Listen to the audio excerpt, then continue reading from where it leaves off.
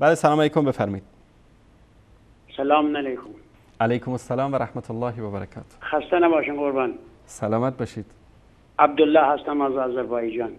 عبدالله عزیز از آذربایجان، بفرمایید برادر بزرگوار. حال شما خوبه؟ الحمدلله. سلامتی. زنده باشید برادر عزیز. میخوام عرض کنم خدمت شما بفرمایید که این از روزی که این شبکه‌های اهل سنت خدا توفیقشون بده دایر شده، دیگه این شبکه‌های تشیع آبرو حیثیت براشون نمونده، چون تمام دروغ و تلبیس و تدبیر و همه چیزشون برملا رفته.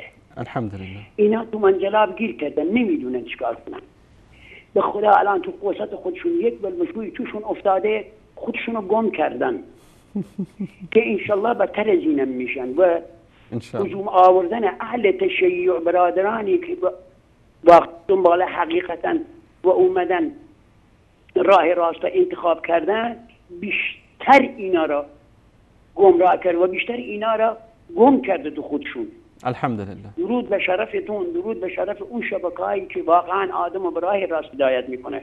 من به سهم خودم از تمام شما هم ممنونم، متشکرم. از راه دور دستتون میگیرم. سلامت باشید، ما پیشانی شما رو میبوسیم. خدا حافظ شما. سلامت باشید، الله مطالب ستون کنه.